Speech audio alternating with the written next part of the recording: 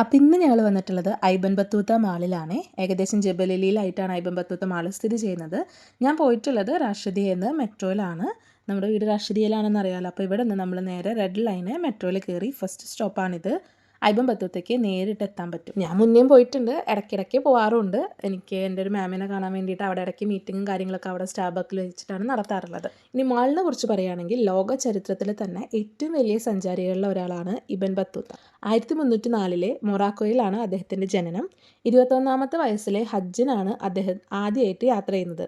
എന്നാൽ അവിടുന്ന് അതൊരു ജീവിതകാല യാത്രയായിട്ട് മാറുകയാണ് ചെയ്തത്. 30 വർഷത്തോളം നീണ്ട സഞ്ചാരത്തിലെ ഇബൻ ബത്തൂത്ത ഏകദേശം 75,000 മൈൽ ദൂരം സഞ്ചരിച്ചു.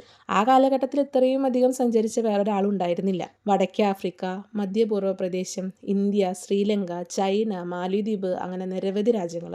1333 അദ്ദേഹം ഇന്ത്യയിലും ഉണ്ടായിരുന്നു കേട്ടോ. അദ്ദേഹം പിന്നീട് ഒരു ഗ്രന്ഥം എഴുതിയിട്ടുണ്ട്, റിഹ്ല എന്ന് പറഞ്ഞിട്ട്. നമ്മുടെ നാട്ടിലെ കുറേ സംസ്കാരങ്ങളും ലോക ചരിത്രം കുറിച്ചൊക്കെ അതിൽ എഴുതിയിട്ടുമുണ്ട്. അദ്ദേഹത്തിൻ്റെ യാത്രകൾ അതിരുകളൊക്കെ മനുഷ്യർ സൃഷ്ടിച്ചതാണ്, ലോകം എന്ന് പറഞ്ഞാൽ ഒരൊറ്റ കുടുംബമാണെന്നുള്ളതൊക്കെയാണ് കേട്ടോ നമ്മളോട് പറയുന്നത്. ഇദ്ദേഹം ഒരു യാത്രക്കാരൻ മാത്രമല്ല, ചരിത്രത്തെ എഴുതി വെച്ചിട്ടുള്ള ഒരു സാക്ഷിയോണിയാണ്, അതായത് ഒരു എഴുത്തുകാരനുമാണ്. ഐബൻ ബത്തൂത്തയുടെ ഈ യാത്രകളുടെയൊക്കെ പ്രചോദനമായിട്ട് അദ്ദേഹം കണ്ടിട്ടുള്ള കൾച്ചറും കാര്യങ്ങളൊക്കെയാണ്. അതിനെ അടിസ്ഥാനപ്പെടുത്തിയിട്ടാണ് നമ്മുടെ ദുബായിലെ ഇബൻ ബത്തൂത്ത എന്ന് പറഞ്ഞ മാള് പണിതിട്ടുള്ളത്. ദുബായിൽ തന്നെ ഏറ്റവും വ്യത്യസ്തമായിട്ടുള്ള ഷോപ്പിംഗ് മാൾ ഏതാണെന്ന് ചോദിച്ചാൽ അതിനൊരു മറുപടിയുള്ളൂ, ഇബൻ ബത്തൂത്ത മാള്. 2025 തുറന്നിട്ടുള്ള ഈ മാള് അന്ന് ദുബായിലെ ഏറ്റവും വലിയ തീം ബേസ് മാളുകളിൽ ഒന്നായിട്ടാണ് അറിയപ്പെടുന്നത്. 270 കൂടുതൽ ഷോപ്പുകളും റെസ്റ്റോറൻറ്റുകളും നമ്മുടെ നോവ സിനിമാസ്, അതായത് ഒരു സിനിമാ തിയേറ്ററും ഇവിടെ ഉണ്ട്. ഷോപ്പിങ്ങിനായാലും ഫോട്ടോഗ്രാഫിക്കായിട്ടുള്ള ഒരു പറ്റിയ സ്ഥലമാണ് കേട്ടത്. ഒരുപാട് ഫാമിലീസ് വിസിറ്റ് ചെയ്യാനായിട്ട് വരുന്ന സ്ഥലമാണ്.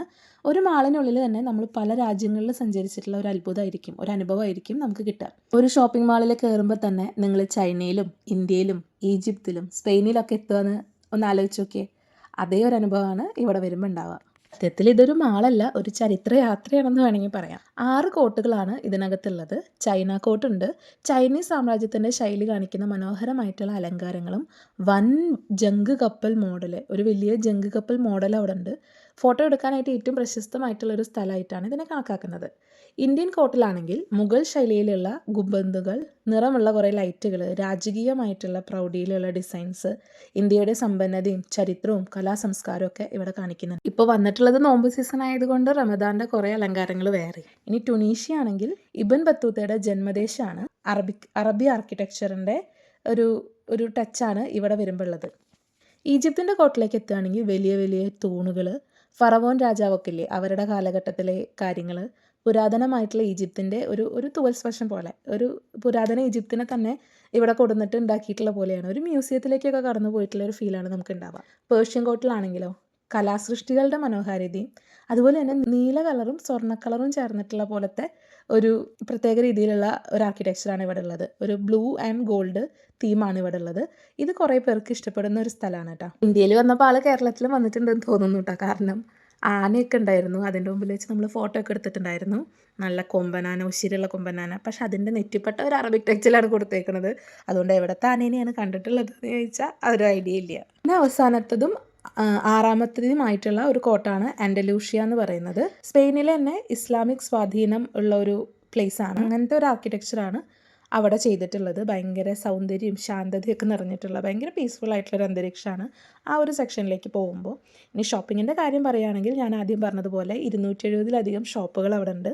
അന്താരാഷ്ട്ര ബ്രാൻഡുകളായിട്ടുള്ള എല്ലാം ഉണ്ട്. നല്ല റെസ്റ്റോറൻറ്റ്സും കഫേകളൊക്കെ ഉണ്ട്. Costa Coffee, Starbucks, Chicking, KFC, അങ്ങനെ എല്ലാം. ഞങ്ങളെപ്പോഴും സ്റ്റാർബക്സിലാണ് മീറ്റിങ്ങിന് കയറാറുണ്ടായിരുന്നത്. ഞാൻ പറഞ്ഞു നോവോസ് സിനിമാസ് ഉണ്ടെന്ന്. അതുകൂടാതെ ഐമാക്സും ഇവിടെ ഉണ്ട്. കുട്ടികൾക്കായിട്ടുള്ള കുറേ പ്ലേ ഏരിയകളുണ്ട്. നല്ല അടിപൊളി വിശാലമായ പാർക്കിംഗ് സൗകര്യങ്ങളുണ്ട്.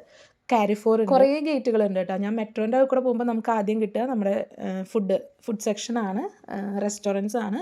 മെട്രോ ഇറങ്ങിയിട്ട് പോകുന്ന സമയത്ത് അതല്ലാതെ തന്നെ ഒരുപാട് ഗേറ്റ് ഉണ്ട്. കാരിഫോറിൻ്റെ അവിടെ ഒരു എൻട്രി ഉണ്ട്, അവിടെയൊക്കെയാണ് പാർക്കിങ്ങും ഉണ്ടാവും. വലിയൊരു മാളാണ്.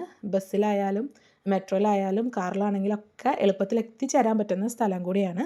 നമ്മൾ മെട്രോൻ്റെ സൈഡ് ആയതുകൊണ്ട് കുറച്ച് നടക്കാനുണ്ട്. അതുകൊണ്ട് തന്നെ എല്ലാ സ്ഥലങ്ങളും കാണാനുള്ള ഒരു സമയവും നമുക്ക് കിട്ടും ഒന്ന് കറങ്ങി അടിച്ച് വരുമ്പോഴേക്കും. എനിക്കിപ്പോൾ ഏറ്റവും കൂടുതൽ പരിചയമുള്ള ഒരു മാളായിട്ട് മാറുകയാണ് കേട്ടോ ഐബൻ ബത്തൂത്ത.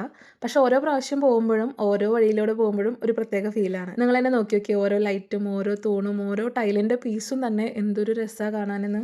എന്തായാലും അത്യാവശ്യം നല്ല രീതിക്ക് കൈയും കാലൊക്കെ കടഞ്ഞു തുടങ്ങി. അത്യാവശ്യം നടക്കാനുണ്ട്. അതുപോലെ തന്നെ വിശപ്പിൻ്റെ വിളിയും വന്നു തുടങ്ങി. രാവിലെ 9:30 വീട്ടിൽ നിന്ന് ഇറങ്ങിയതാണ്. ചെറിയ രീതിക്ക് ഒരു ബ്രേക്ക്ഫാസ്റ്റ് കഴിച്ചിട്ടുണ്ടായിരുന്നു. പക്ഷെ എന്നാലും ഇത്രയും ഫുഡിൻ്റെ ഇടയിൽ കൂടെയൊക്കെ നടക്കുമ്പോൾ എങ്ങനെയാണ് വിശപ്പ് വരാതിരിക്കുക. അപ്പോൾ എന്തായാലും ചിക്കൻ വാങ്ങിച്ച് കഴിച്ചിട്ടുണ്ടായിരുന്നു. അത് കഴിഞ്ഞ് നമ്മൾ തിരിച്ചു പോകാനായിട്ട് നിൽക്കുകയാണ്. ദുബായിലെത്തുമ്പോൾ ഈ സ്ഥലം എന്തായാലും നിങ്ങളുടെ ട്രാവൽ ലിസ്റ്റിൽ ഉൾപ്പെടുത്തിക്കോളൂ. ഇത്തരം കൂടുതൽ വീഡിയോസ് കാണാനായിട്ട് സബ്സ്ക്രൈബ് ചെയ്യാനും വീഡിയോ ലൈക്ക് ചെയ്യാനൊന്നും മറക്കരുത് കേട്ടോ. ഇന്നത്തെ മീറ്റിങ്ങും കാര്യങ്ങളൊക്കെ കഴിഞ്ഞ് വന്നപ്പോൾ അത്യാവശ്യം ടയർഡായിട്ടുണ്ടായിരുന്നു. അതുകൊണ്ട് തന്നെ രാത്രിത്തെ ഫുഡും നമ്മൾ പുറത്തുനിന്നായിരുന്നു.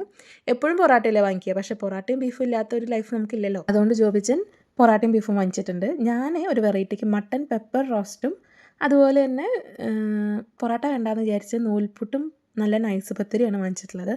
ഈ നോമ്പുതോറ വീഡിയോസൊക്കെ കാണുമ്പോൾ പത്തിരി തിന്നാൻ ഭയങ്കര പൂതിയാണ്. അപ്പോൾ എന്തായാലും അടുത്തൊരു വീഡിയോ ആയിട്ട് കാണാം. Bye bye.